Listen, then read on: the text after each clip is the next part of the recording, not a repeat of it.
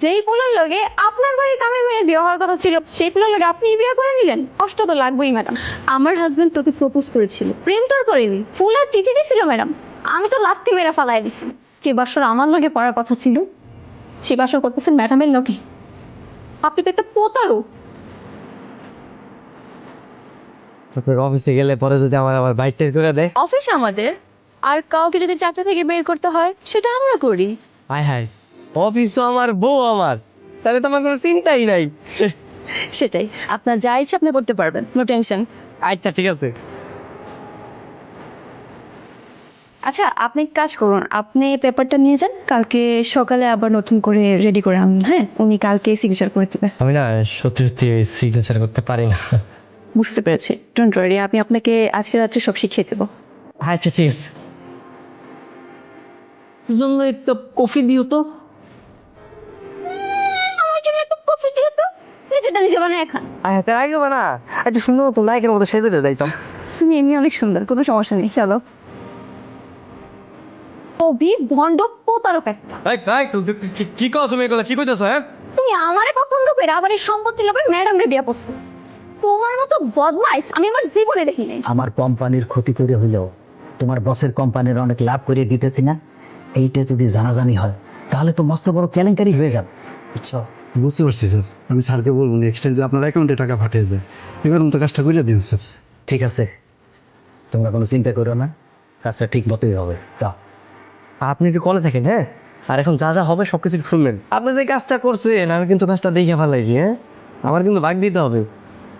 মানে আরে এই যে একটু আগে একজন আইসা যে আপনার পকেটটা গরম করে দিয়ে গেল না, ওইখান থেকে আমার ভাগ দিতে হবে। শুধু তাই না, আপনার সামনে যত ঘুষ টুস খাইবেন ওইখানের টাকা আমারে মানে সমান সমান ভাগ দিতে হবে।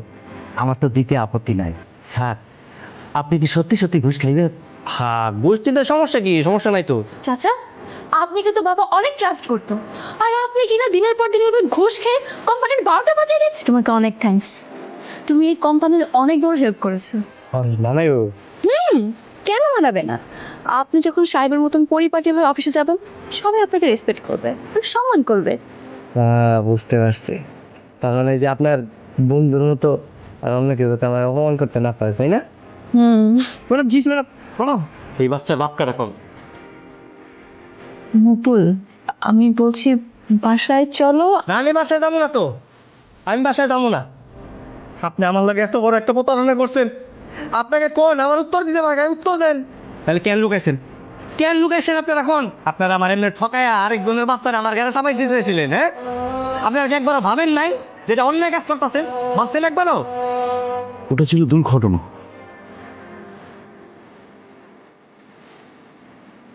এত বড় ঘটনা লুকায়া কোনো মায়ের কেউ বিয়া দেয়? বাবা, এটা আমাদের ভুল হয়েছে, আমি সরি। জীবনে যে কলঙ্ক লেগেছে, পৃথিবীর কোনো কিছু দিয়েও সেই কলঙ্ক মুছবে না। একটা কালো রাত আমার জীবনের প্রত্যেকটা মুহূর্তকে ধ্বংস করে দিচ্ছে মা।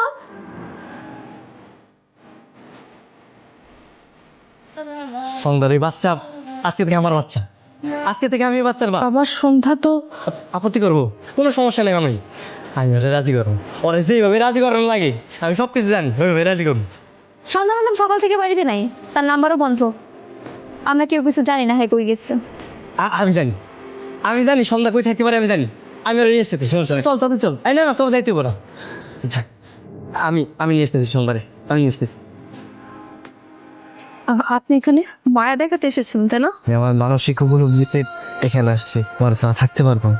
একবার ভরসা করে হাত ধরার পর যদি সেই হাতটা আবার ছেড়েই চলে যায়, সেই কষ্ট আমি কেন দ্বিগুণ করাবে। আমি যারা একবার জায়গায় দিছি তারা আমি সারা জীবন ভালোবাসবো।